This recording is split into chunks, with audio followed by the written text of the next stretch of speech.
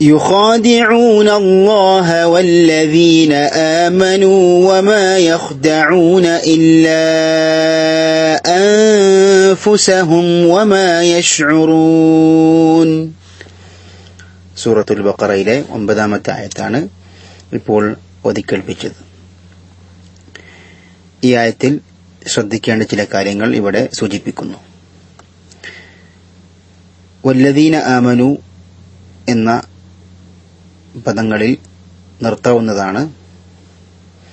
അതേപോലെ അൻഫുസഹും എന്ന വാക്കിന് വേണമെങ്കിൽ നിർത്താം. എന്നാൽ ഇല്ലാ അൻഫുസഹും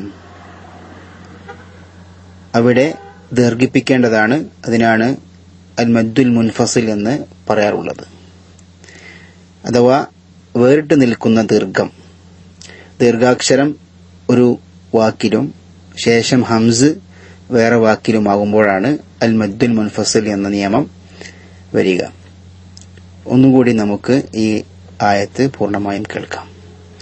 യുഖാദിഊന അല്ലാഹ വല്ലദീന ആമനൂ വമാ യഖ്ദഊന ഇല്ലാ അൻഫുസഹും വമാ യശ്ഉറൂൻ. അസ്സലാമു അലൈക്കും വറഹ്മത്തുള്ളാഹി വബറകാത്ത്. ബിസ്മില്ലാഹിർ റഹ്മാനിർ റഹീം. അൽഹംദുലില്ലാഹി റബ്ബിൽ ആലമീൻ വസ്സലാത്തു വസ്സലാമു അലാ റസൂലിൽ അമീൻ വഅലാ ആലിഹി വസ്ഹബിഹി അജ്മഈൻ. അമ്മാ ബഅദ്.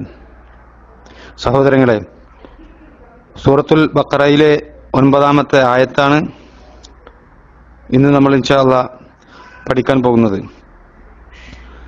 യുഖാദിഊന അല്ലാഹ വല്ലദീന ആമനു വമാ യഖ്ദഊന ഇല്ലാ അൻഫുസഹും വമാ യശ്ഉറൂൻ. ഈ ആയത്തിൽ പരാമർശിക്കപ്പെട്ട വാക്കാർത്ഥങ്ങൾ ആദ്യം നമുക്ക് നോക്കാം. യുഖാദിഊന അവർ വഞ്ചന നടത്തുന്നു, അല്ലാഹുവിനോട്, വല്ലദീന ആമനു വിശ്വസിച്ചവരോടും, വമാ യഖ്ദഊന അവർ വഞ്ചിക്കുന്നില്ല താനും, ഇല്ലാ അൻഫുസഹും അവരെ തന്നെ അല്ലാതെ, വമാ യശ്ഉറൂൻ അവർ അറിയുന്നുമില്ല, അല്ലെങ്കിൽ അവർക്ക് ബോധമുണ്ടാകുന്നില്ല. ഇവിടെ ഈ വാക്കാർത്ഥങ്ങൾ ചേർത്താൽ അള്ളാഹുവിനെയും വിശ്വാസികളെയും വഞ്ചിക്കുവാനാണ് അവർ ശ്രമിക്കുന്നത്. വാസ്തവത്തിൽ അവർ ആത്മവഞ്ചന മാത്രമാണ് ചെയ്യുന്നത്, അവരത് മനസ്സിലാക്കുന്നില്ല എന്നതാണ് സൂറത്തുൽ ബഖറയിലെ 9-ാമത്തെ ആയത്തിന്റെ സാരം. നമ്മൾ കഴിഞ്ഞ ക്ലാസ്സിൽ സൂചിപ്പിച്ചിരുന്നു, സൂറത്തുൽ ബഖറ അതിലെ 8-ാമത്തെ ആയത്ത് മുതൽ 20-ാമത്തെ ആയത്ത് വരെയുള്ള വിഷയങ്ങൾ കപടവിശ്വാസികളുമായി ബന്ധപ്പെട്ടതാണ് എന്ന് നമ്മൾ സൂചിപ്പിച്ചു. വാക്കും പ്രവൃത്തിയും തമ്മിൽ യോജിക്കാത്ത, രഹസ്യവും പരസ്യവും തമ്മിൽ പൊരുത്തക്കേടുള്ള മുനാഫിക്കുകളെ കുറിച്ചാണ് ഇവിടെ ഈ ആയത്തിലെ പരാമർശമെന്ന് നമ്മൾ കഴിഞ്ഞ ക്ലാസ്സിൽ ചർച്ച ചെയ്യുകയുണ്ടായി. മാത്രമല്ല, 2 തരം നിഫാഖുകളെ കുറിച്ച് കഴിഞ്ഞ ക്ലാസ്സിൽ നമ്മൾ സംസാരിച്ചതാണ്.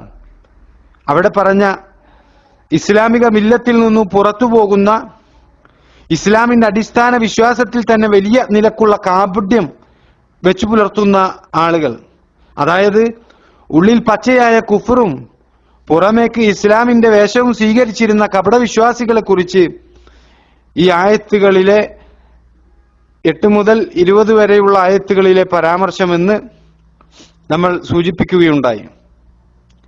നബി സല്ലല്ലാഹു അലൈഹി വസല്ലമ മക്കയിൽ നിന്നും മദീനയിലേക്ക് വന്നപ്പോൾ ആ മദീനയിൽ ഉണ്ടായിരുന്ന 2 ഗോത്രക്കാരായിരുന്നു ഔസ്, ഖസ്റജ് എന്നു പേരുള്ള 2 പ്രധാനപ്പെട്ട ഗോത്രം. മുമ്പ് മക്കയിൽ ഉണ്ടായിരുന്ന മുശ്രിക്കുകളെ പോലെ ഈ ഗോത്രത്തിൽപ്പെട്ട അറബികളും വിഗ്രഹത്തെ ആരാധിക്കുന്നവരായിരുന്നു. എന്നാൽ നബി സല്ലല്ലാഹു അലൈഹി വസല്ലമയും സ്വഹാബികളും അവിടെ എത്തും മുമ്പ് തന്നെ അവർക്കിടയിൽ ഇസ്ലാമിന് പ്രചാരം കിട്ടുകയും നബി സല്ലല്ലാഹു അലൈഹി വസല്ലമയുടെ വരവോടുകൂടി ആ ഇസ്ലാമിലേക്ക് കൂടുതൽ ആളുകൾ എത്തുകയും അങ്ങനെ കൂട്ടം കൂട്ടമായി ഇസ്ലാമിലേക്ക് ആളുകൾ വന്നുകൊണ്ടിരുന്നു. ഈ സമയത്ത് ആ മദീനയുടെ മറ്റു പരിസരങ്ങളിൽ ഉണ്ടായിരുന്ന മറ്റൊരു വിഭാഗം അവർ ജൂതന്മാരായിരുന്നു.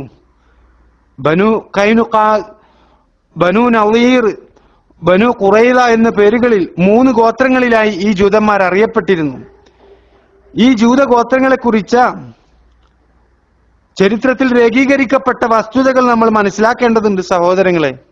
യഥാർത്ഥത്തിൽ അബ്രാനികളായിരുന്നു ഇവർ. ഈ ജൂതന്മാർ അബ്രാനികളായിരുന്നു.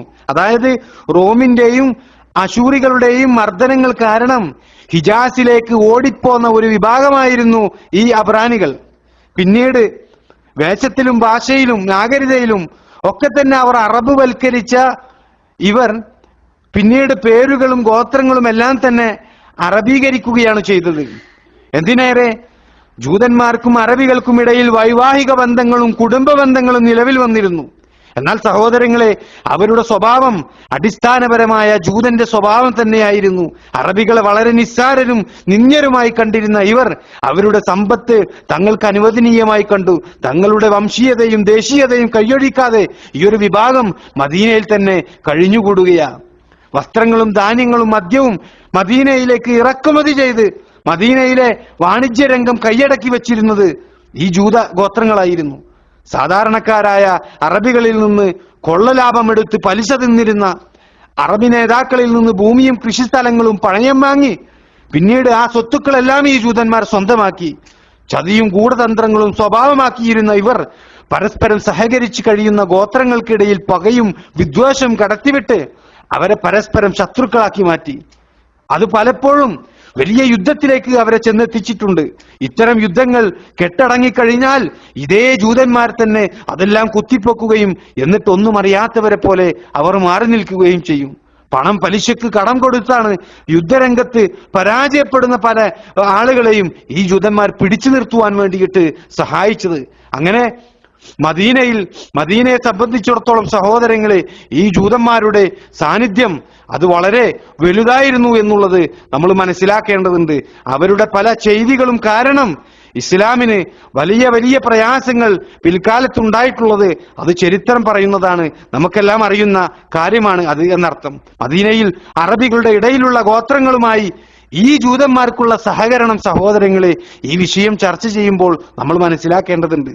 മദീനയിൽ ജൂതന്മാരുടെ ബനു കൈനുഖാ ഗോത്രം, ഇവർ അറബികളുടെ ഖസ്റജ് ഗോത്രത്തിന്റെ സഖ്യകക്ഷിയാണ്. ബനു കൈനുഖാ ഗോത്രം മദീനക്കുള്ളിലായിരുന്നു താമസിച്ചിരുന്നത്. ഇനി രണ്ടാമത്തെ ബനു നളീർ ഗോത്രം, ഇവരും അറബികളുടെ ഖസ്റജ് ഗോത്രത്തിന്റെ സഖ്യകക്ഷിയാണ്. എന്നാൽ ഇവർ താമസിച്ചിരുന്നത് മദീനയുടെ പ്രാന്തപ്രദേശങ്ങളിലായിരുന്നു. ഇനി ജൂതന്മാരുടെ ബനു ഖുറൈള ഗോത്രം, ഇവർ അറബികളുടെ ഔസ് ഗോത്രത്തിന്റെ സഖ്യകക്ഷിയാണ്. മദീനയുടെ പ്രാന്തപ്രദേശങ്ങളിലായിരുന്നു ഈ ബനു ഖുറൈള ഗോത്രവും താമസിച്ചിരുന്നത്. സഹോദരങ്ങളെ, ഈ ജൂതഗോത്രങ്ങളായിരുന്നു പൂർവ്വകാലം മുതലേ അറബികൾക്കിടയിലെ ഔസ് ഖസ്റജ് ഗോത്രങ്ങൾക്കിടയിൽ യുദ്ധം ഇളക്കിവിട്ടിരുന്നത്. നബി സല്ലല്ലാഹു അലൈഹി വസല്ലമ മദീനയിൽ എത്തിയ ശേഷം ഈ അറബികൾക്കിടയിലെ ഖൗസ് ഖസ്റജ് ഗോത്രങ്ങൾക്കിടയിലെ അനൈക്യം അവസാനിപ്പിക്കുകയാണ്. ഇസ്ലാം വന്നതിന് ശേഷം അവർ തമ്മിൽ നല്ല സാഹോദര്യത്തിലായി മാറുകയാണ്. ഇതുവഴി ജൂതന്മാരുടെ സമ്പത്തിന്റെ നട്ടെല്ല് ഒടിഞ്ഞു പോവുകയാണ് ഉണ്ടായത് എന്ന് ചരിത്രം രേഖപ്പെടുത്തിയത് കാണാം. അതുകൊണ്ട് തന്നെ ഇസ്ലാമിന് നേരെ ഈ ജൂതഗോത്രങ്ങൾ പകയുടെയും വിദ്വേഷത്തിന്റെയും ഒളിയമ്പുകൾ എറിഞ്ഞുകൊണ്ടേയിരുന്നു. ഈ സമയത്ത് മദീനയിൽ അറബികളിൽ നിന്ന് ധാരാളം ആളുകൾ ഇസ്ലാമിലേക്ക് വന്നുകൊണ്ടിരുന്നു. എന്നാൽ ജൂതന്മാരിൽ നിന്ന് അവരുടെ ഇടയിലെ വലിയ പണ്ഡിതനായിരുന്ന അബ്ദുല്ലാഹിബ്നു സലാം റളിയല്ലാഹു അൻഹുവും അതുപോലെ തന്നെ വളരെ ചുരുക്കം ജൂതഗോത്രത്തിൽപ്പെട്ടിരുന്ന ആളുകൾ മാത്രമാണ് ഇസ്ലാം സ്വീകരിച്ചത്. ആ സമയത്ത് മദീനയിൽ മുനാഫിക്കുകൾ ഉണ്ടായിരുന്നില്ല. ലോകത്തെ വെല്ലുവിളിക്കുന്ന രൂപത്തിൽ അന്ന് വലിയ ഒരു ശക്തിയായി മുസ്ലിമുകൾ രംഗപ്രവേശനം ചെയ്തിട്ടില്ല. അതുകൊണ്ട് തന്നെ കപടവേഷം കെട്ടി ഇസ്ലാമിന്റെ അകത്തേക്ക് രഹസ്യമായി കയറിപ്പറ്റേണ്ട ഒരാവശ്യം അന്ന് കപടവിശ്വാസികളെ സംബന്ധിച്ച് അല്ല, ജൂതന്മാരെ സംബന്ധിച്ച് അവർക്ക് അങ്ങനെ ഒരു ആവശ്യം വന്നിട്ടില്ലായിരുന്നു. എന്നാൽ മദീനയിൽ എത്തിയ നബി സല്ലല്ലാഹു അലൈഹി വസല്ലമ ഈ ജൂതന്മാരെയും അതുപോലെ തന്നെ മദീനയുടെ പരിസര പ്രദേശങ്ങളിലുള്ള വ്യത്യസ്ത അറബി ഗോത്രങ്ങളുമായും ഉടമ്പടി ഉണ്ടാക്കുകയാണ്. ഈ അവസരത്തിലാണ് ഖസ്റജ് ഗോത്രത്തിൽപ്പെട്ട അബ്ദുല്ലാഹിബ്നു ഉബയ്യ് സുലൂൽ എന്ന് പറയുന്ന വ്യക്തി, ആ വ്യക്തിയുമായി ബന്ധപ്പെട്ട ഒരു പ്രശ്നം ഉടലെടുക്കുന്നത്. അതെന്താണ്? അദ്ദേഹം ഖസ്റജ് ഗോത്രത്തിൽപ്പെട്ട വ്യക്തിയാണ്. എന്നാൽ ഹൗസ് ഖസ്റത്തിലും ഈ രണ്ട് ഗോത്രത്തിലും ഒരു നേതൃത്വം കൈവന്ന വ്യക്തിയായിരുന്നു അബ്ദുല്ലാഹിബിന് ഉബയ്യിബിന് സുലൂൽ. ഇയാളെ മദീനയിൽ എല്ലാവരുടെയും രാജാവായി വാഴിക്കുവാൻ വേണ്ടി ആലോചന നടന്നിരുന്ന സന്ദർഭം. ഈ സന്ദർഭത്തിലാണ് റസൂലുള്ളാഹി സ്വല്ലല്ലാഹു അലൈഹി വസല്ലമ മദീനയിലേക്ക് വരുന്നതും എല്ലാവരും നബി സ്വല്ലല്ലാഹു അലൈഹി വസല്ലമയുടെ പൊതു നേതൃത്വം അംഗീകരിക്കുകയും അങ്ങനെ പല പ്രഗത്ഭരായ വ്യക്തികളും മദീനയിൽ ഇസ്ലാം സ്വീകരിച്ച് ആ അബ്ദുല്ലാഹിബ്നു ഉബയ്യിബ്നു സുലൂൽ എന്ന് പറയുന്ന വ്യക്തിയെ യസ്രിബിന്റെ അതായത് മദീനയുടെ രാജാവാക്കുക എന്ന തീരുമാനം പിന്നീട് നടക്കില്ല എന്ന അവസ്ഥയിലേക്ക് ആവുകയാണ്. ഒരു നേതൃത്വമോഹിയായ ഈ വ്യക്തി അതോടുകൂടി ഇസ്ലാമിനോടും മുസ്ലിമുകളോടും വളരെ വെറുപ്പുള്ള ഒരു വ്യക്തിയായി മാറുകയാണ്. പിന്നീട് സഹോദരങ്ങളെ, ചരിത്രത്തിൽ ബദർ യുദ്ധം കഴിഞ്ഞതിന് ശേഷം ഇസ്ലാമിന്റെ ശക്തി വർദ്ധിക്കുകയും ഇസ്ലാം ഒരു പടുവൃക്ഷമായി വളരുമെന്ന് മനസ്സിലാക്കിയ ഈ അബ്ദുല്ലാഹിബ്നു ഉബയ്യിബ്നു സുലൂൽ അയാളുടെ ചില അനുയായികളെയും കൂട്ടി ഇസ്ലാം സ്വീകരിക്കുകയാണ്. അവർ പ്രത്യക്ഷത്തിൽ ഇസ്ലാമിനെ അംഗീകരിക്കുകയായിരുന്നു, എന്നാൽ ഒരു യഥാർത്ഥ മുസ്ലിമായി അവർ അഭിനയിക്കുകയായിരുന്നു. ഈ കൂട്ടത്തിൽ വേദക്കാരിൽപ്പെട്ട ചില ആളുകളും ഉണ്ടായിരുന്നു എന്നാണ് ചരിത്രം പറയുന്നത്. ഇവിടെ മുതൽക്കാണ് സഹോദരങ്ങളെ ഇസ്ലാമിക ചരിത്രത്തിൽ മുനാഫിക്കുകളുടെ തുടക്കം എന്നുള്ളത്. ആ ചരിത്രം നമ്മൾ മനസ്സിലാക്കേണ്ടതുണ്ട്.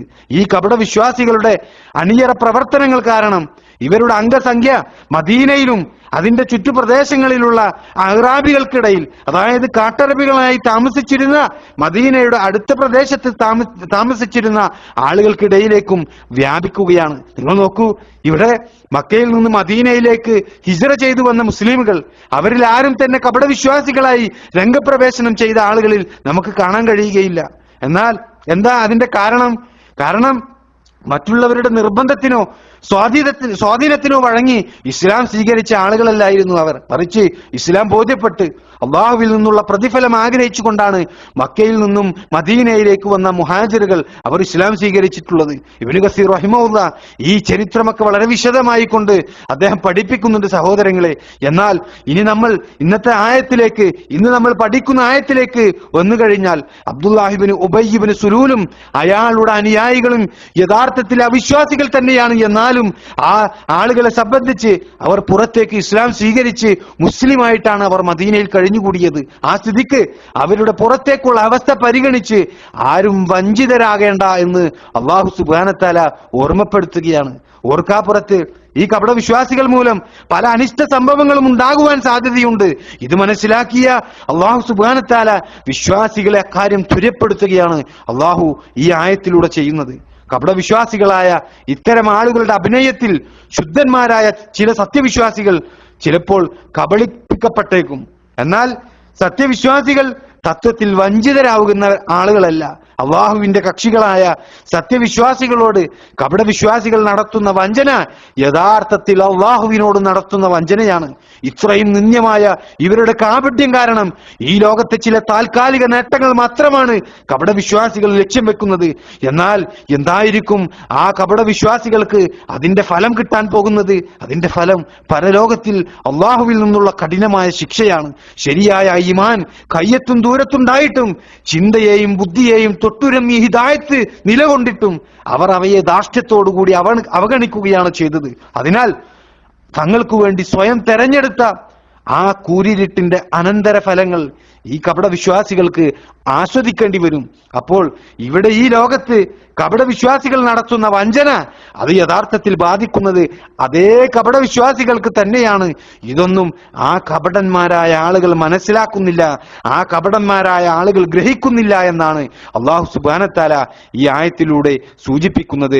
യുഖാദിഊന അല്ലാഹ വല്ലദീന ആമനൂ വമാ യഖ്ദഊന ഇല്ലാ അൻഫുസഹും വമാ യശ്ഉറൂൻ. അല്ലാഹുവിനെയും വിശ്വാസികളെയും വഞ്ചിക്കുവാനാണ് അവർ ശ്രമിക്കുന്നത്. വാസ്തവത്തിൽ അവർ ആത്മവഞ്ചന മാത്രമാണ് ചെയ്യുന്നത്, അവരത് മനസ്സിലാക്കുന്നില്ല എന്നാണ് ഈ ആയത്തിന്റെ സാരവും അതിന്റെ ഉദ്ദേശവും. അല്ലാഹു സുബ്ഹാനഹു വ തആല അനുഗ്രഹിക്കുമാറാകട്ടെ.